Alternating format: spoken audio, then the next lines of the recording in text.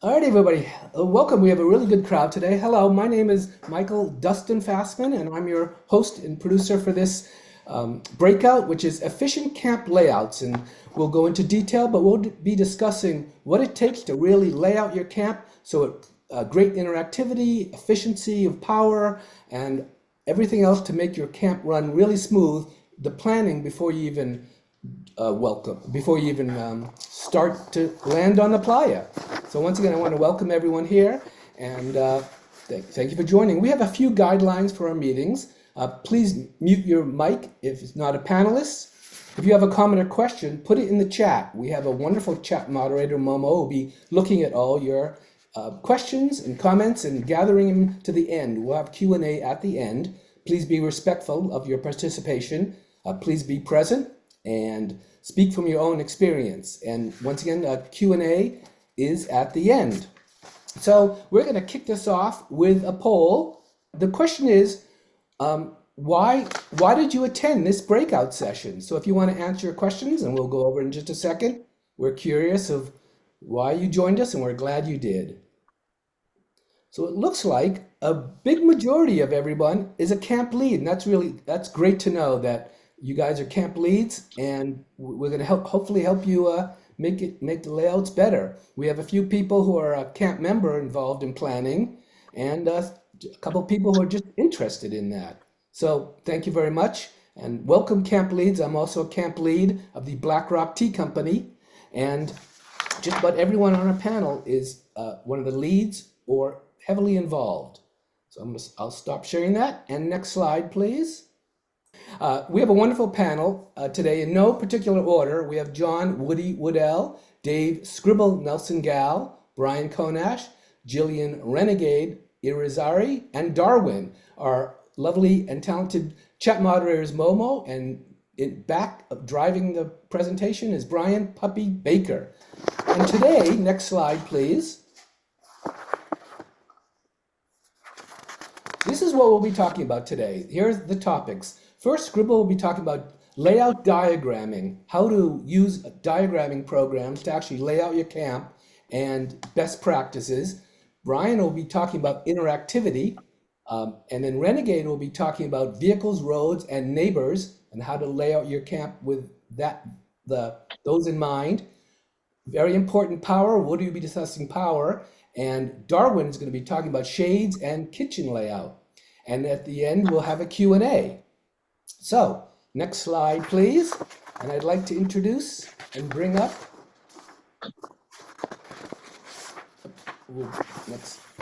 there's a bit of delay. And now, please, let's remove the spotlight from myself. And please, let's welcome Dave Scribble Nelson Gal. Scribble. Hi, everybody. Hi. I've been burning since 2012.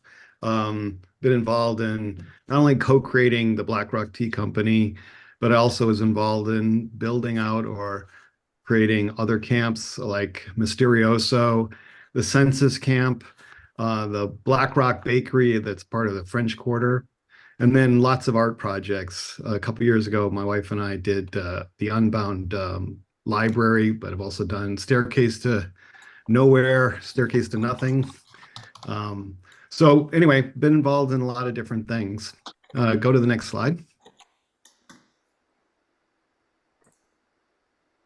Okay, so I thought it would be most interesting is to talk about, well, how I've, a specific example where I did the layout for our 2019 BlackRock Tea Company, and then say, here was the plan, some of the things that I did in the plan that were kind of useful, but then also show you what actually happened, and then some reasons for that, and then and some issues that were also left.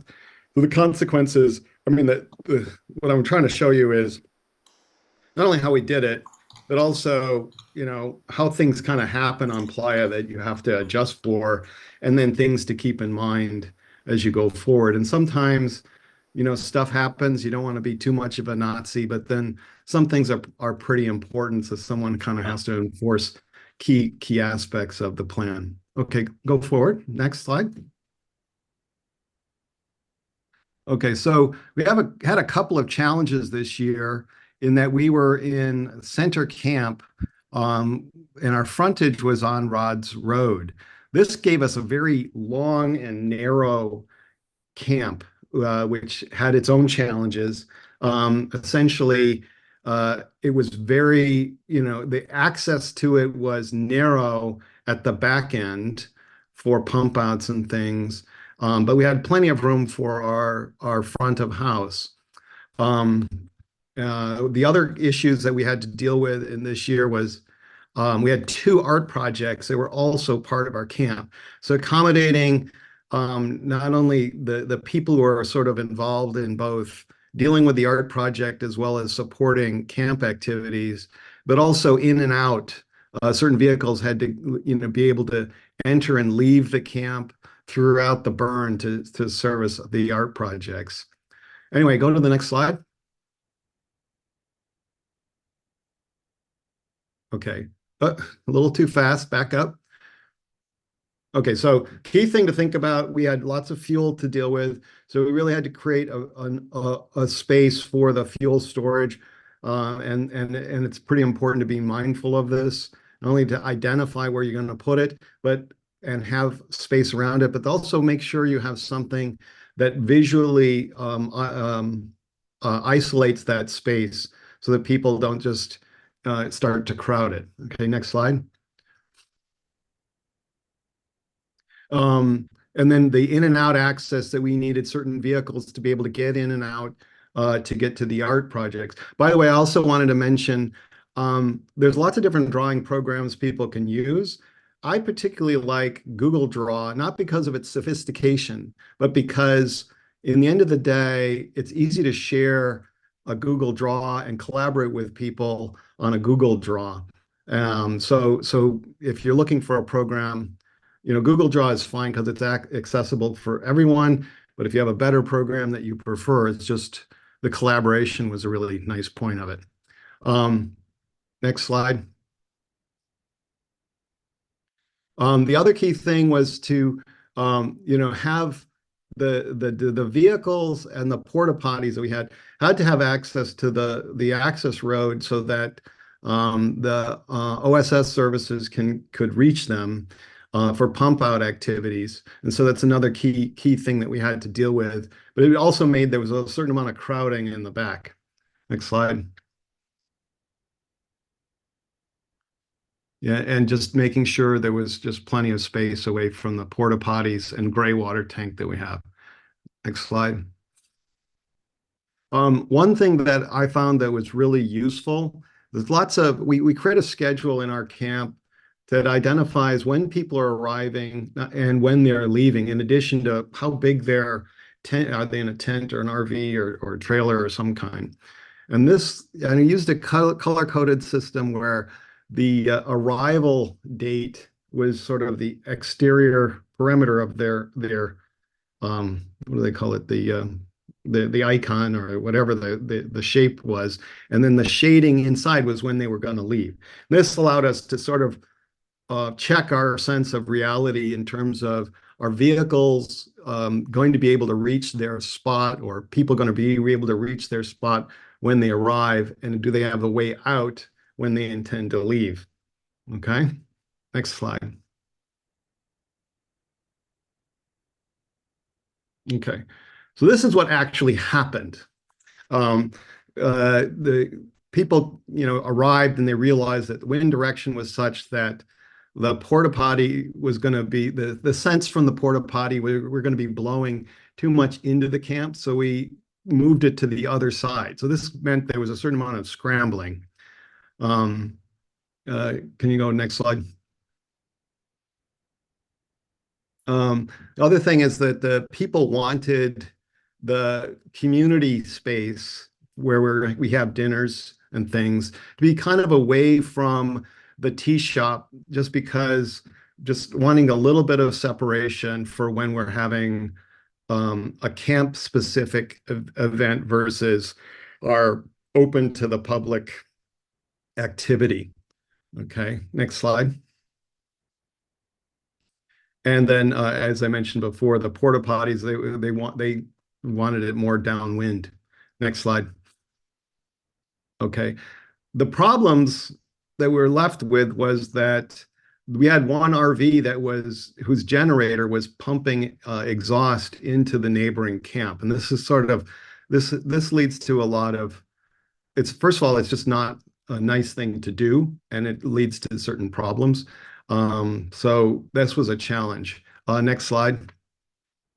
The other thing we were left with was just this long schlep between our kitchen area and our gray water tank. Okay. So there's sort of an ideal rearrangement that I had done sort of to kind of rearrange where the RVs were a little bit so that they would exhaust towards each other, and then the kitchen being a little bit farther back and moving the fuel a little closer. But so this was sort of a real world example of sort of doing a plan, some of the things that we're thinking about, some of the elements that we had in the plan, so that not only did we have a plan for our submission for the theme camp entry, but also our campmates could collaborate on the plan all through getting ready for the burn. And that's it.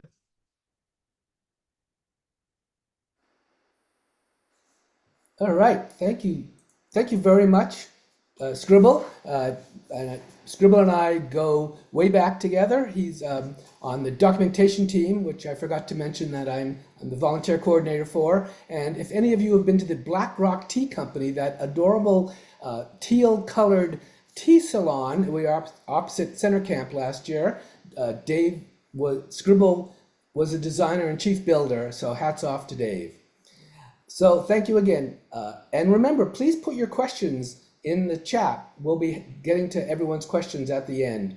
So now we'd like to go with interactivity, and Brian will be discussing. To you, Brian. Thank you. Alrighty. Hello, everybody. I'm Brian Konash. I founded and run Lead NYC Deli, or a Seinfeld-esque deli on Playa. And we love giving our Playa gift. And I want to talk to you about interactivity. Next slide, please. So when you're designing for interactivity within camp, I'm going to try and just keep this very general because each camp has very specific needs. And so I'm going to speak to the generalities of it, and hopefully you'll see some benefit in this. And I realize that there's many right ways to do this and a few wrong ones, and hopefully this will help show you a few new things. There's some co-equal goals and challenges when you're designing for interactivity within camp. Your design, it needs to provide a safe space for delivering your camp's Playa gift, while it also has enough square footage to accommodate the anticipated crowds for that interactivity and bar park. The entrances and labeling for your public and private spaces should be obvious, well lit day and night, and wide enough for your anticipated foot traffic. And finally, it's the interactivity space, if ideally, it should be separate from your camp's living space so that you have some peace if you want during the burn when you're not offering your interactivity, because not everybody is going to be 24/7. Now, how much is enough square footage for the people visiting your camp for your interactivity? So large events, as a rule of thumb, they want 6 square feet per guest. And that gives enough space for walking around, for your own campers to deliver your interactivity efficiently, whatever it is.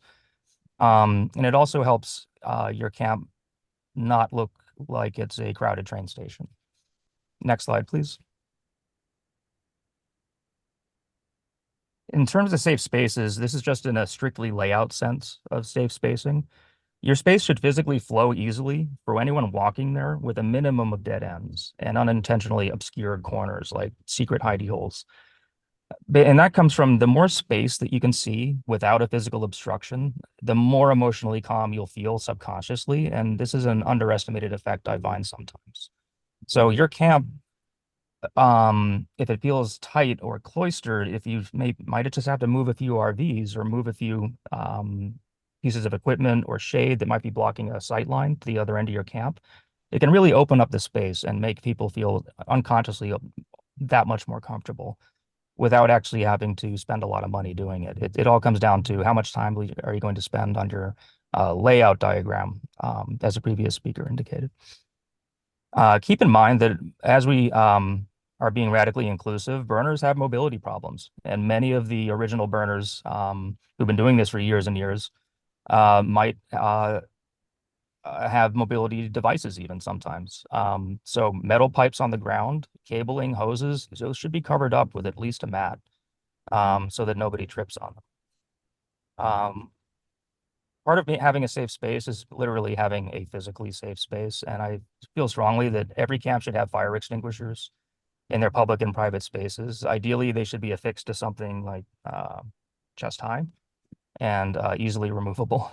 And if part of your interactivity occurs in an enclosed space, there should be a carbon monoxide alarm in there and a fire extinguisher in that space also. I don't think carbon monoxide alarms are necessary outside because during a dust storm, they're just going to go off. The dust gets on the sensor. But indoors, I think it's necessary. Next slide, please. When you're planning the entrances to your camp's public and private spaces, pay close attention to function. Sometimes we get so caught up in how grand your frontage is going to be, and we forget about what its function is, which is to efficiently get human foot traffic in and out. There should be wide enough access lanes for easy foot traffic, and then the entrances should be lit for part of the night at the very least, even if you don't offer interactivity at night. And that's to prevent dark districts. For entrances to your camp's private living space, please make it politely obvious through signage or soft barriers of some kind exactly where your public and private spaces in your camp are. Because if you don't do that, I guarantee you visiting burners are going to find a way to visit every square inch of your camp twice. And it can lead to some uncomfortable and frankly avoidable conversations or even escalations on playa. So I find that if burners know that there are expectations and they're very clear and they're reasonable, they'll follow them. But we do have to clue people in. We can't make them guess, especially because by the end of the week they're going to be tired. Next slide, please. Bike parking. Your interactivity is going to attract burners in their bikes. So please plan a dedicated area to park those bikes. Just as a rule of thumb, two standard bikes locked together side by side take 18 square feet. So that's a bit of space. And I realize it's a challenge to fit all of this on your plot, but keep in mind that the Borg expects camps to keep idle visitor bikes off the road. That's not a ranger function to be traffic control. And it's certainly not law enforcement's. It's our function. If we're bringing the crowds, it's incumbent upon us to have a plan to manage those bikes. Having visitor bike parking in the front of your camp with camper bike parking in the back, that can at least help keep the bike numbers more manageable and keep your things separate, public and private again. And the Playatech style bike racks, they have several different styles with free plans to download on the internet. That's what our camp uses, and they've been very effective. And I highly recommend to have some kind of bike rack, because here's what'll happen is you'll have 30 bikes in a line, and then like Pee-wee's Great Adventure, someone knocks one down and they all domino over and it starts to look like a junkyard. Next slide, please. Some common challenges you're going to run into, there's many, but here's some big ones, is providing adequate square feet for both interactivity and living space. And a solution to this is often simply before playa, ask your campers, do you really need to bring a vehicle into Black Rock City rather than take Burner Express or carpool with another camper or another camp? I find many people see a vehicle or RV or any sort of wheels as like a security blanket, particularly new burners. I know I was like this. Try and talk them out of it because this leads into the next challenge, related challenge, was at camp parking lots. Large numbers of dust encrusted, gnarly vehicles in a camp, they obstruct foot traffic, they block sight lines, and in general, they're going to detract from your public and private enjoyment of your space. So if that vehicle in your camp really doesn't have a reason to be there, that person could have come in some other way, and it's not transporting vital equipment, consider not bringing it. These parking lots are usually avoidable with a few pointed questions, is the TLDR. And next slide, I think that might be it. All right. Thanks for your time, everyone.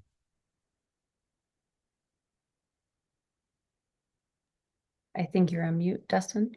Yep. Thank you very much. And thanks a lot, Brian. That was really interesting, and it's really important. I mean, Burning Man, as we all know, is all about participation and interactivity. So giving a lot of thought to that before you head out there is critical. And Brian heads the New York's NYC Deli Camp, which is super fun. And please make sure everyone heads out there this year. All right, and next, vehicles, roads, and neighbors. Take it away, Renegade. Thank you very much. Next slide, please. I'm incredibly excited to be here. Thanks for having me, Dustin, and welcome to everyone here. In the next few minutes, I'm going to share tips and tricks as you're laying out your camp specifically around how you can design with intent for vehicles, roads, and neighbors. First, I'm going to take you through a brief preview of the compendium of information that Burning Man has for you, and then I'll share insights gained as a camp lead that I've had over the past couple of years. Next slide, please. Nice to see New York City Deli on here. While I am New York based, I've considered Black Rock City my home since 2015. And you can find me at the Rabbit Hole. We are excited to welcome you. You can come get curiouser and curiouser. We also serve tea and some cookies. So not to compete with the Black Rock City tea camp here. Maybe we can have a tea party someday, but we also have a world-class Bloody Mary bar. So let's dive straight into the content. Next slide, please. First, familiarize yourself with the great information that Burning Man posts. I've included a few links here, but specifically check out the camp resource guide. They have information for camp layout and logistics. You'll find myriad links with content that's written. You've got images. I've taken a few screenshots here that I'll talk through in a moment. The important thing to know is that these guides are in place to support your efforts to organize an amazing camp. Period. Some of this information is more specifically tailored to themed camps or villages, but I guarantee you'll find something that's beneficial for you regardless of your size. So let's take a look at the images here on the screen. You'll see some do's and don'ts when it comes to design, just going to orient you around some of the visuals. You see the blue rectangular shapes. Those are what represent the vehicles or containers. The top left image is telling you that lining these vehicles up in a straight line that creates a really dense wall between your private and public area, that's a big don't. And let's all internalize that for a second. As you just heard Dustin mention, this should matter because as campers, camps are the heartbeat of Black Rock City. Effective camp design is all part of the magic. The recommendation, the visual on the top right, shows to encourage lighter elements of design, the tarps and lights, et cetera, to separate the public and private domains. On the bottom left, you're looking at a fuel truck depicted in orange. It can't easily access the camp generator. A more optimal design, the bottom right image, shows how to use the vehicle to block the generator noise and how to create space for access for the outside service providers, or OSS. So as I prepared for this section, I was looking through all the material published by Burning Man. I reflected on the many hours spent over the past few years over the summers. And really this design, this pre-planning can be a lot of fun. It's incredibly important. And you really should be designing with intent to combine both that form and function that we've heard referenced from the previous speakers. Let's go to the next slide to look into some of the tips. Okay. So what you're seeing here is really just the main message is around capturing details early. So I've outlined a few questions you can start thinking through with your other camp leads on how to start capturing data pre-playa. Having this detailed plan pre-playa will make your build much easier. When you think about vehicles, again, I look at this term pretty broadly. I'm thinking of anything that needs to be parked in your camp. So for example, RVs come in all shapes and all sizes. Some are motorized. Some need to be towed. So that means you'll have a separate vehicle, some type of truck or a car. Get really specific around the dimensions of those vehicles. Are they going to stay connected or are they going to be separated when they're parked? What about tents? I think I saw somebody in the chat group mentioning about tents. I'm surprised about the size of tents these days. I'm also surprised at how many tents just seem to pop up. Some campers require a tent for sleeping.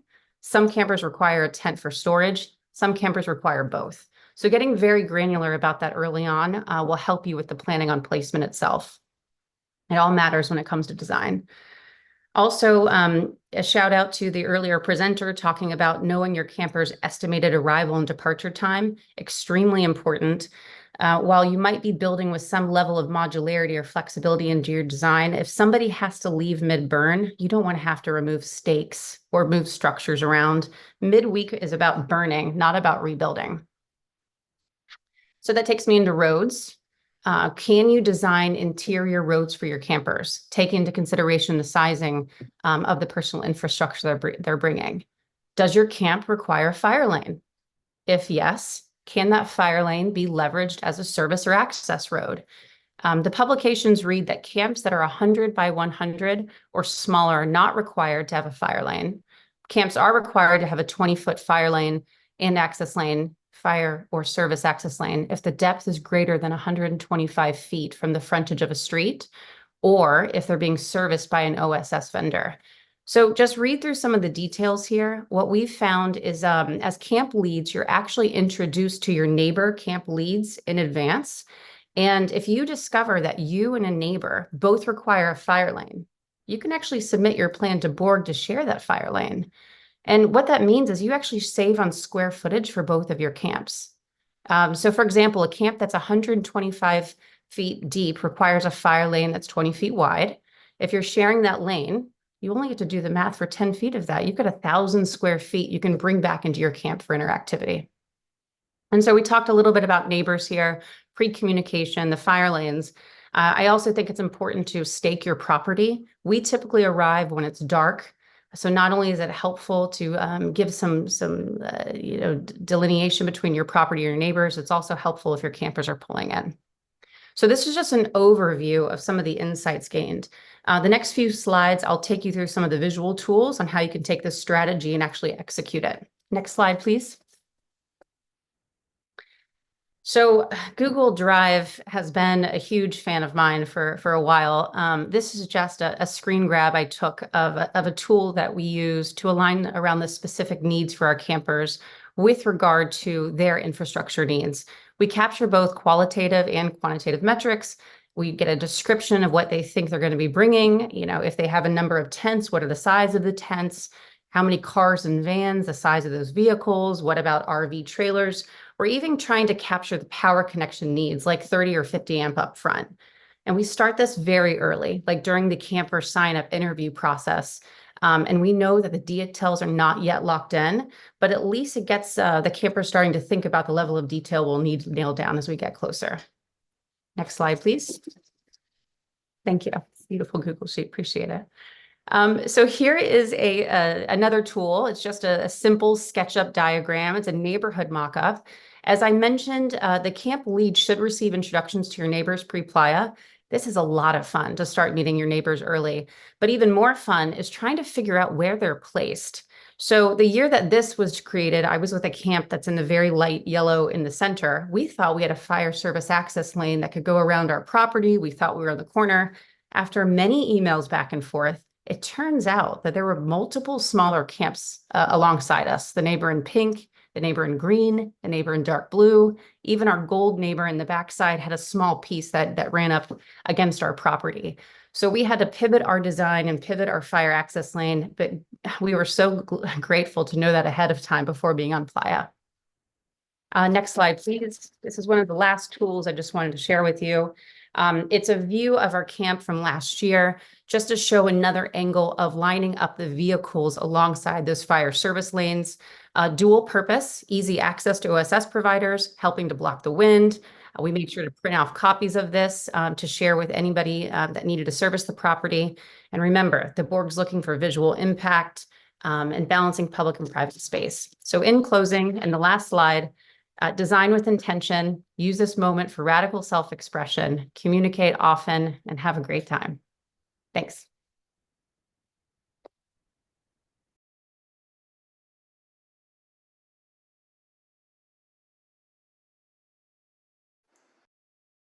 Thank you, Renegade for Change. That was very professional, and I want to especially thank, I know you as all our panelists have very busy lives, and really appreciate the time you took to give this very thorough setup presentation. And just to let everyone know, the slides will be shared at some point after the event, probably back on the event page. So you can, I'm not sure when they'll be releasing them, but they will be releasing all the slides afterwards.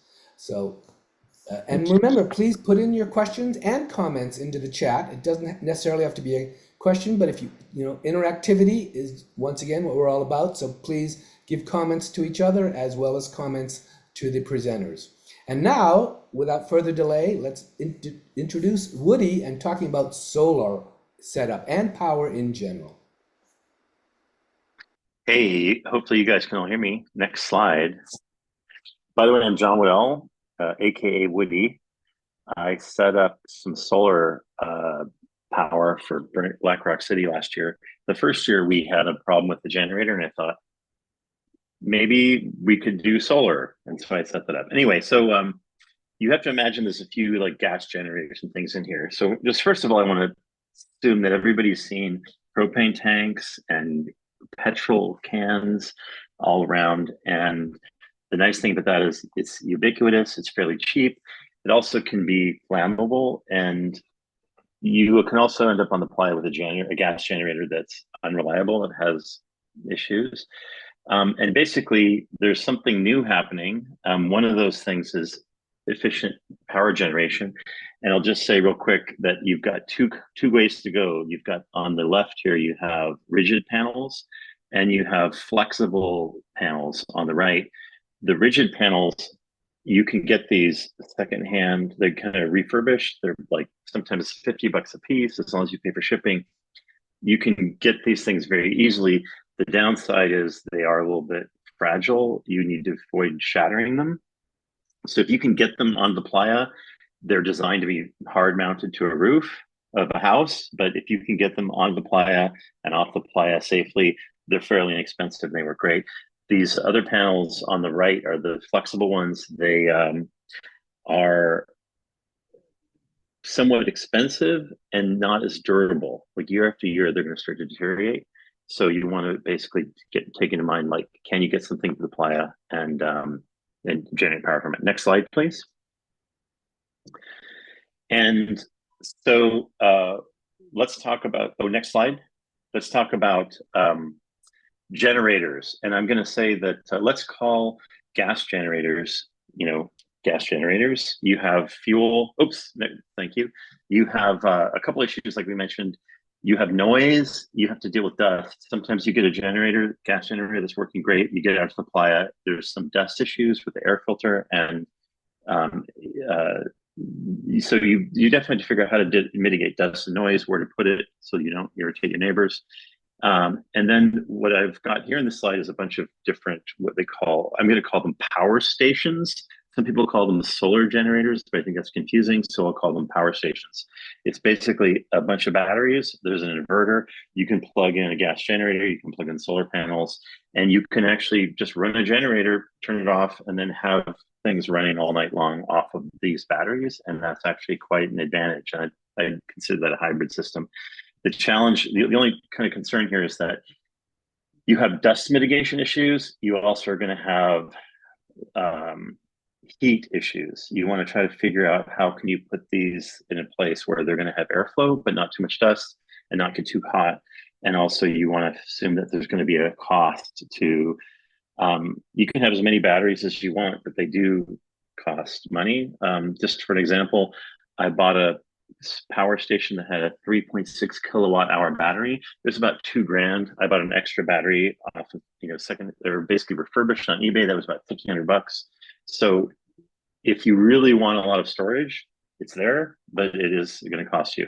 And then there's basically EcoFlow and Bluetti are these two like Kickstarter projects that are pretty popular. You'll see those all around. It's an EcoFlow on the left and then Bluetti on the right. People then have 12-volt coolers that they plug in, and you really can avoid having a lot of ice runs with that. And then I basically would say that on the flip side of these all-in-one units, you might have an electrical engineer who gets an ice fishing tent and fills it full of stuff that they built by hand. And you can certainly do that. The challenge is that if things go wrong, you have to know how to debug them. In this case, if you plug one of these off-the-shelf units in, it starts getting hot. It's just going to shut down the inverter until it cools down. So you really can just set it up and go. Okay, next slide. And so talking about, again, when you have a gas generator, you just want to try to put it somewhere where you're baffling the sound. You're not hopefully sticking it behind your trailer, right, where people from the camp next door are congregating. In the case of solar generators, you're going to have some place where you've got panels, you've got some 12-volt wires that don't want to run for long distance. You can run AC cables, alternating current, for a very long run. DC cables, you want to keep them fairly close. So you have the advantage of just basically trying to enclose your power station inside of a rack or something like I have here on the left. That's my setup. You could also have an art project where you just create a box, put your batteries and your inverters and stuff in there. Or you basically don't even have an inverter. You have batteries, you have panels, and everything's 12 volt. All the lighting's are 12 volt. And you can basically just set it up, walk away, and leave it there for the entire Burning Man. Never have to worry about coming out and servicing it. And there's a great advantage there. And then down in the lower right corner, that's a picture of it's like an ice fishing tent that has a rack with a bunch of kind of homebrew setup. And in this guy's setup, he has an air conditioning unit that runs. He has a bunch of panels. He has an air conditioner to keep the unit, all his hardware cool, but he also has cots. You can kind of see just the corner of a cot. And so if you're getting hot, you just go in this room that has this white noise because all these fans are running, but he has an air conditioned ice tent for his equipment. And if you want to cool off, you can run in there. Okay, next slide, please. So, and then this phase of the talk we'll just call story time. So I was at the last Burning Man walking around interviewing people about their solar setups and just trying to talk to people about gas generators and solar and how it works and what doesn't. And these guys said that they had a generator, they turned it on during the day, but they ended up basically having to figure out about fuel storage, the cost of fuel, trying to estimate how much fuel they need. They had a bunch of ice runs. And so the next year they spent $500 on this EcoFlow system it's like highlighted in the lower right corner there. It's basically, maybe they spent $800 on that.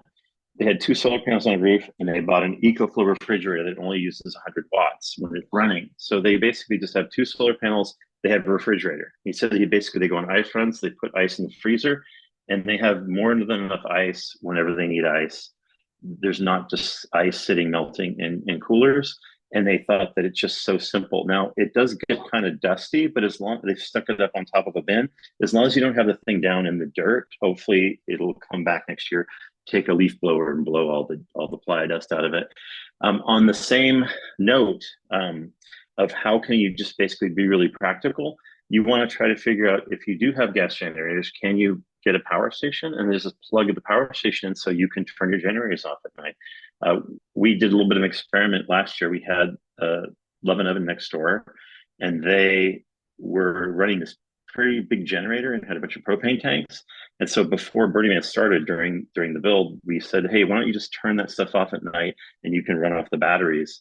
And it worked great. So at midnight, I'd turn off their generator. We'd all sleep. 10 a.m., I'd turn their generator back on.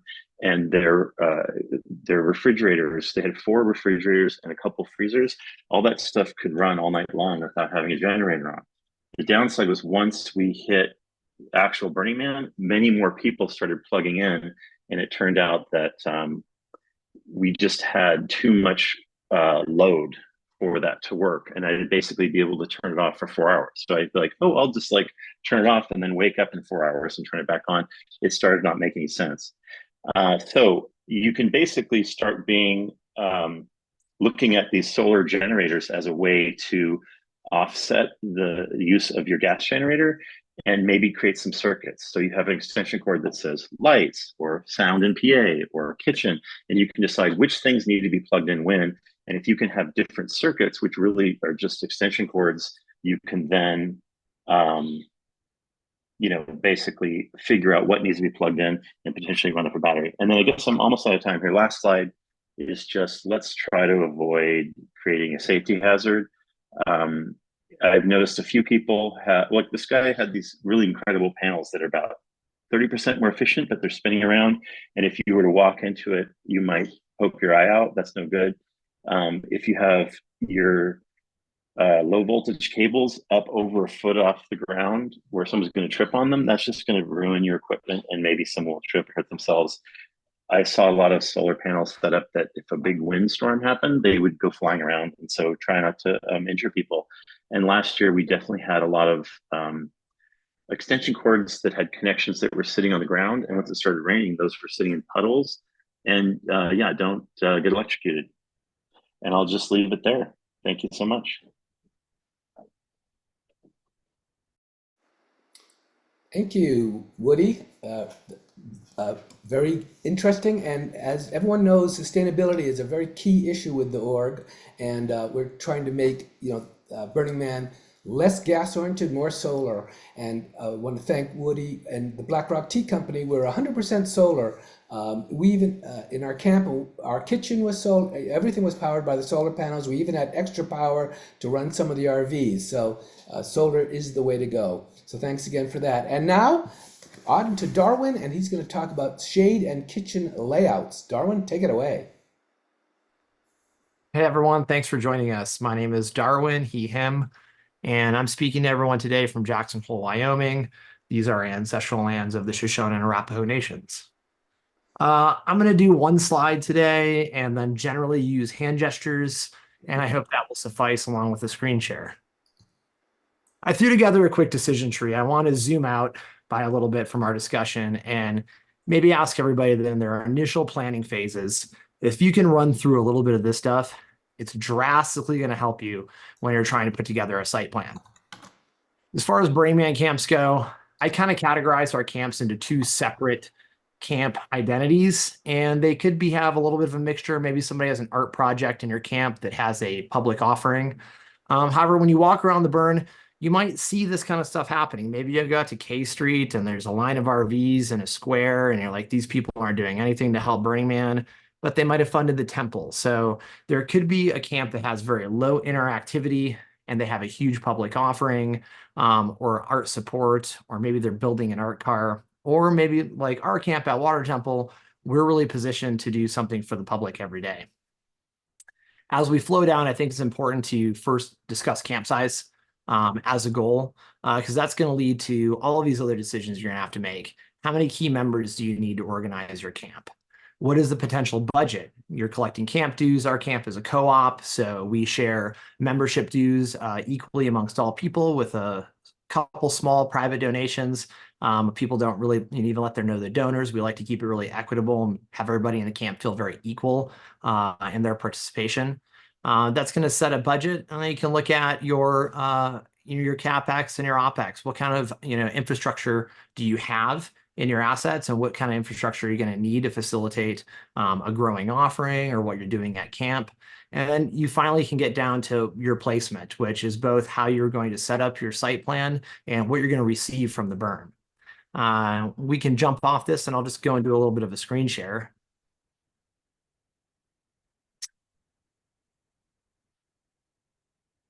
This program is relatively simple for people to use. This is called SketchUp. Let me just make sure I'm sharing my whole screen here and not just there we go. And I can let everybody kind of look at this while you take some of those pieces of the decision tree. And you also have to take in considerations of outside services, ingress and egress into your camp, as well as the weather.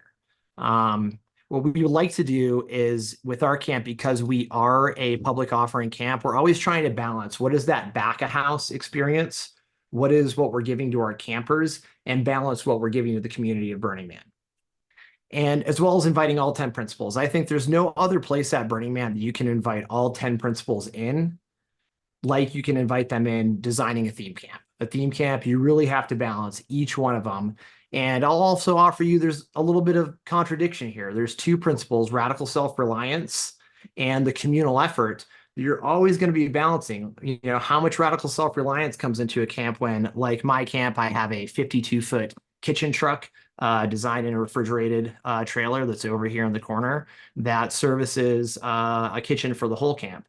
This is a kitchen that everybody in the camp participates in, and we all help cook one another's meals. However, it's not each individual of the camp doing their own camp duties. So that's obviously going to drastically change where the placement of items go.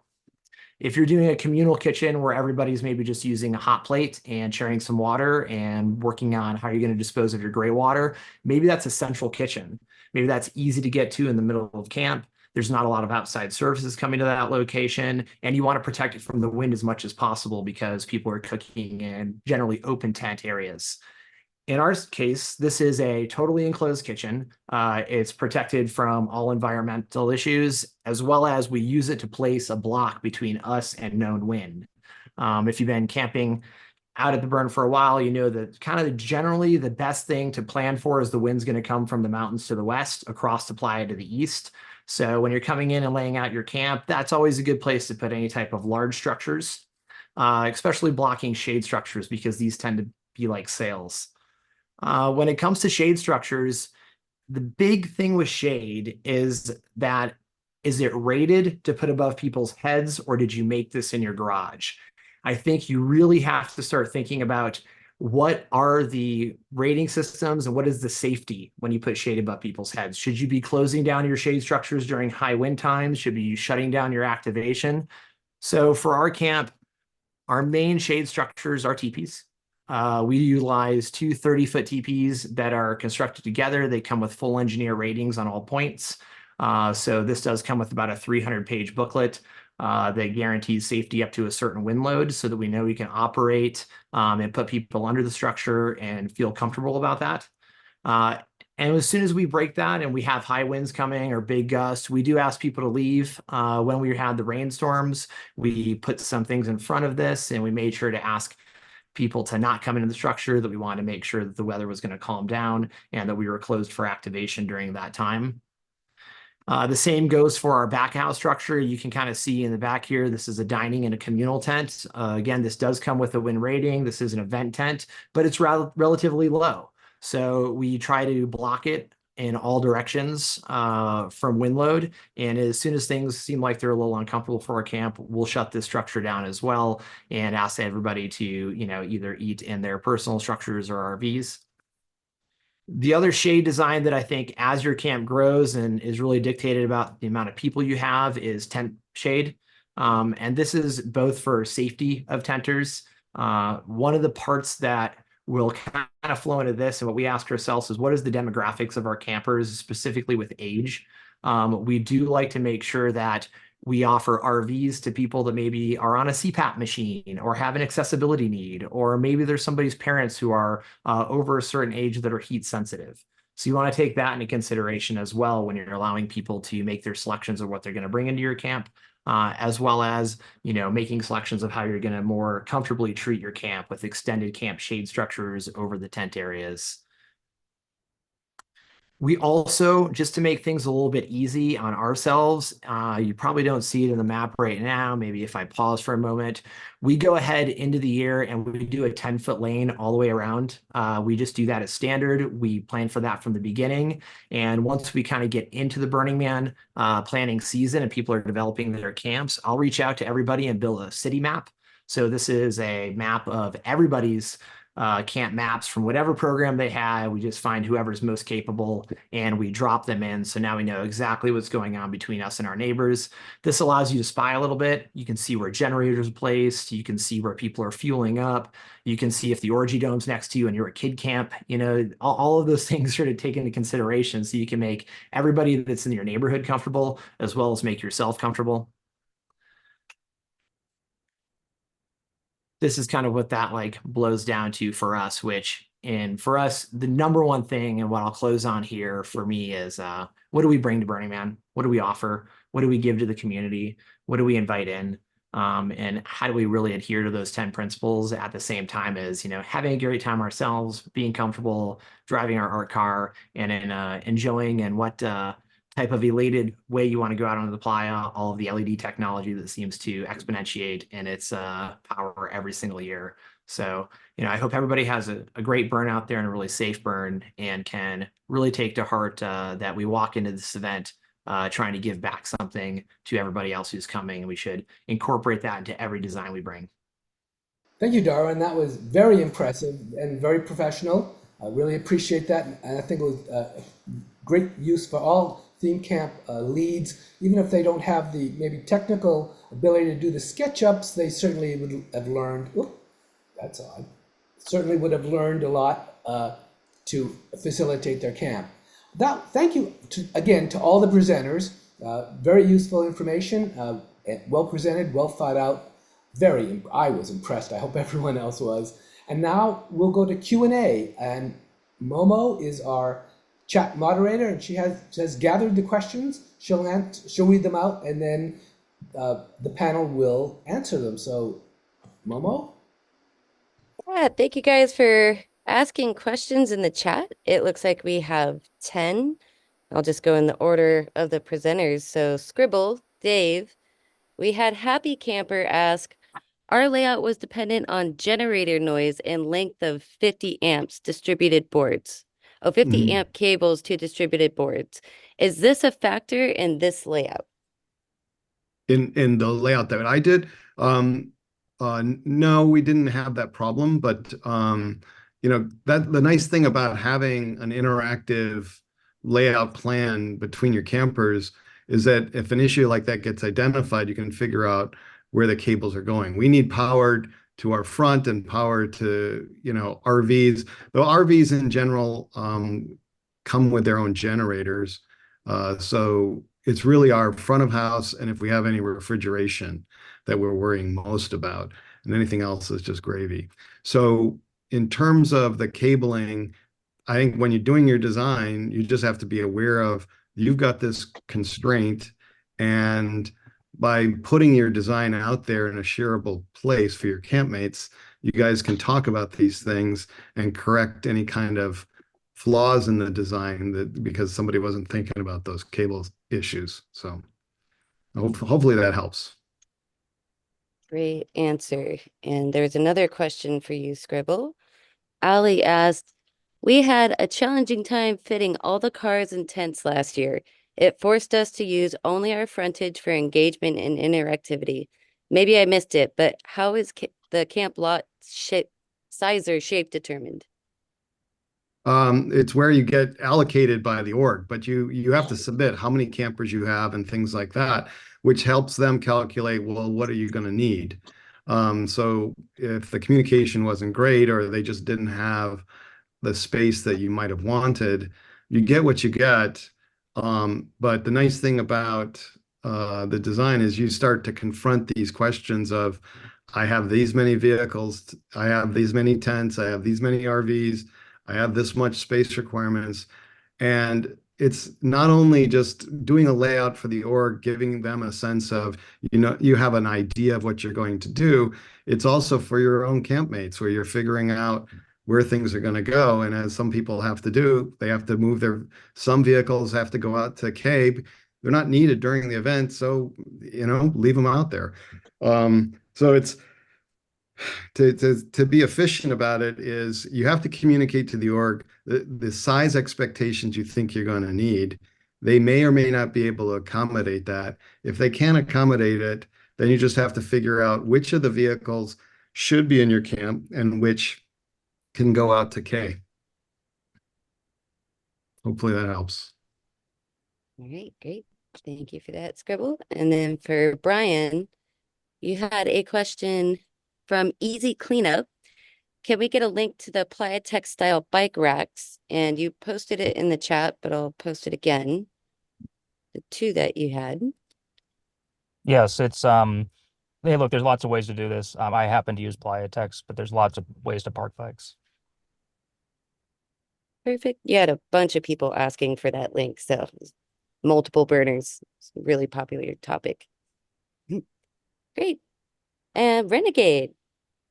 So slides will be shipped out at the end from the org. Did you say how we were going to get that, Michael? Email? To be honest, I'm not sure. I believe on the event page, they'll refresh it and put it on the event page, but I'm sure there'll also probably be communications from the org. They're very good at that. But so yeah, keep an eye out for that, and I'll try to get a better answer. Okay, that's a good one. So for Renegade, Dave asked, Portal Corner needs quarter corner lots need a redesign. I noticed Esplanade camps will use the portal entrances as parking lots. Do we want parking lots and long walls at our portal entrances? That's a great question. I was on last year, we were on 930 and Encantado, not Esplanade. So we didn't have to consider that with a portal. I would just check that camper logistics guide published by Burning Man. I'll see if I can find that and put it in the chat here. Right, thanks for that. And there's one more question for you, Renegade. So Lauren had the question, want to make sure I heard that correctly. Smaller camps, 100 by 100 or less, we don't need to plan for a fire lane, correct? Getting back over to the screen, that is correct. It's found in that same link. So camps at 100 or less are not required to have a fire lane. True statement. Sweet. Thanks, Renegade. And for John, Woody, we had Andy. Question, for those of us with store-bought solar, do we need a plan to have the inverter stored outside of a tent? Or because it was store-bought and has a built-in safety feature, is it okay to store the inverter or battery inside of a tent? Okay, so this is what I was proposing as like EcoFlow and Blue Eddy and maybe like Bouge RV rebrands these things too. It's an inverter with batteries and it's going to have a fan on it. And so I think that if you want to keep it out of the dust by putting in a tent, you might have a little art project where you see the exhaust fans and you maybe use exhaust tubing for like a dryer from Home Depot, but somehow vent that exhaust out of the tent. And I think you'll be fine. I noticed that people talk about doing the same thing. They stick, I'm going to call it the solar generator or the power station. They stick it in a truck or something, but you want to vent it outside or else it'll just overheat. Great, thank you. And then Meg Rabbit asked, should the power station for solar be kept cool? Hey, that is an excellent question. So I sort of fixated on trying to let my solar panels be bolted down like more secure than anything else I saw and try to figure out dust mitigation, but I didn't really think about keeping it cool. And so I ended up putting ice underneath my rack to sort of when it started getting, and basically if you get one of these store-bought systems, if the thing gets hot, the inverter just shuts down until it cools down. And so it's like, it's not going to break, but you want to keep it cool. So in my case, I had the thing out there in the open. I had sort of a filter on it to keep the dust out of it, but I didn't really think about cooling. So I thought about, okay, I'll just throw ice under it. And ice is pretty cheap on the playa. If it's only maybe 1 or 2 hours during the day, it's an issue. Other folks that had bigger setups would put everything in a tent and they would get an air conditioning unit that you can get that's like EcoFlow even sells an air conditioning unit. But the problem is they just have tons of solar panels. It starts getting really carried away. So when you see a really large solar array that the org will set up, they'll have shipping containers with all of the equipment and they'll have an air conditioner in there. And so it's kind of like a bigger deal. So I'd say try not to worry about it too much. If you just keep it out of the sun, if there's an issue with heat, it'll shut down. You won't melt the thing. If you build your own, you're on your own. Oh, by the way, I did see some guys who built their own system. They basically got one of these chest refrigerator things, and they built all the electronics in it, and then they shut it, and so it's just cooled. It's like basically all the equipment is running inside of a chest freezer that's turned to like 70 degrees. And so again, a lot of people don't want to build it themselves. Thorough answer. Okay, and then Darwin, you had a question from Geronimo. What was the name of the program? The program that you use for your 3D modeling? I use SketchUp, and I just found over the years that a lot of camps also use SketchUp. And for people that are not keen on 3D modeling, you're going to find lots of little widgets and gadgets to download from their 3D store. I think they now have like a short-term licensing option and really, really easy to learn. I think it was the original Google app too. I think this was produced by Google and then bought. Oh, and then you had a question from Dennis. What is the green rug turf looking matting in the water temple? Yeah, that's a really great question. So, I think if there's anybody from DPW on here, they can talk about how much of a nightmare all of the rugs that got left on playa were last year for them to get up. So we are no effing glass, no effing rugs in our camp. We just don't do it. Not enough people understand how to treat the edges and not create moop. These are AstroTurf. And what I found is AstroTurf is the easiest to clean. It lasts almost infinitely. It's designed to be outside, so you're not going to be throwing away big things in subsequent years or when you pass off your assets. It's really easy to treat the edges and they don't leave moop. We do them in big rolls. You could also do them in 4x4 squares and palletize them. That'd probably be a little bit easier if you don't have heavy equipment. Thanks for that. And Jacob had asked, anyone ever use a commercial white event tent before? And I think that's more so for any of the panelists.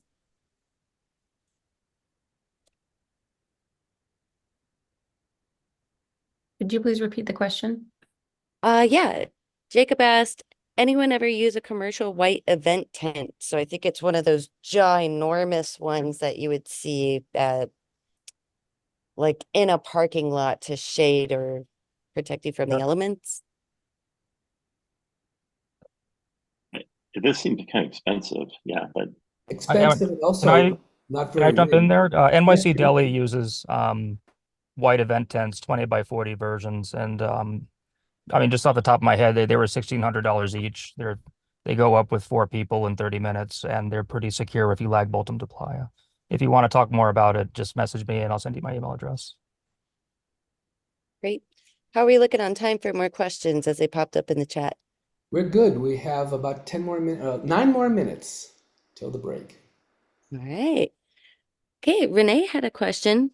As a newly placed snack camp last year, we'd like to start a camp buy fund for water uniform storage bins, non-duplicated items. Any feedback on what others have contributed on funds, especially new burners each year who don't have much infrastructure? We haven't ever asked for this before, not sure what seems fair. And Renee, if there's anything that you'd want to clarify with that, go ahead and put it in the chat so we can read it.